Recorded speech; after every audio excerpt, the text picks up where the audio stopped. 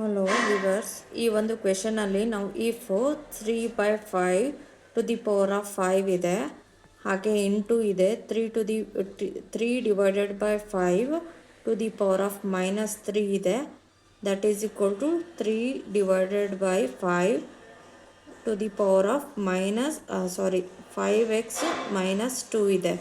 Then the value of x ಕಂಡುಹಿಡಿಯೋಕ್ಕೆ ಹೇಳಿದ್ದಾರೆ. ನಾವು ಕ್ವೆಶನ್ನ given ಡಾಟಾನ ಬರ್ಕೊಳ್ಬೇಕು.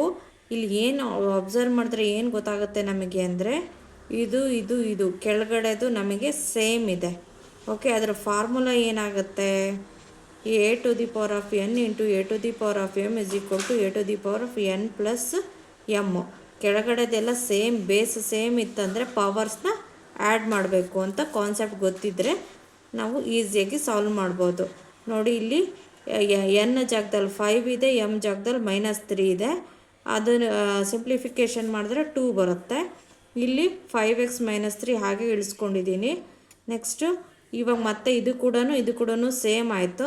So N is equal to M ಆಗುತ್ತೆ. ಅದಕ್ಕೆ ನಾವು ಪವರ್ ಸಿಂಪ್ಲಿಫಿಕೇಷನ್ ಮಾಡಿದ್ರೆ ಸಾಕು. ಯಾಕೆ ಅಂತಂದರೆ ಕೆಳಗಡೆ ಬೇಸು ಸೇಮ್ ಇರೋದ್ರಿಂದ ಪವರ್ ಸಿಂಪ್ಲಿಫಿಕೇಷನ್ ಮಾಡಬೇಕು. 2 is equal to 5x -3.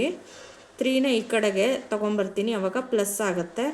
2 + 3 is equal to 5 ಆಗುತ್ತೆ. ಇಲ್ಲಿ 5x ಹಾಗೆ ಇಟ್ಕೊತೀನಿ. 5 1s ಕ್ಯಾನ್ಸಲ್ ಆಗುತ್ತೆ. x ಇಸ್ ಈಕ್ವಲ್ ಟು 1 ಬರುತ್ತೆ. ಆನ್ಸರ್ ಆಪ್ಷನಲ್ಲಿ 1 ಫಸ್ಟು ಇದರಲ್ಲೇ ಇದೆ, ಹಾಗಾಗಿ ಆಪ್ಷನ್ 1 ಕರೆಕ್ಟ್ ಆಗುತ್ತೆ ಈ ಒಂದು ಕ್ವೆಶನ್ಗೆ.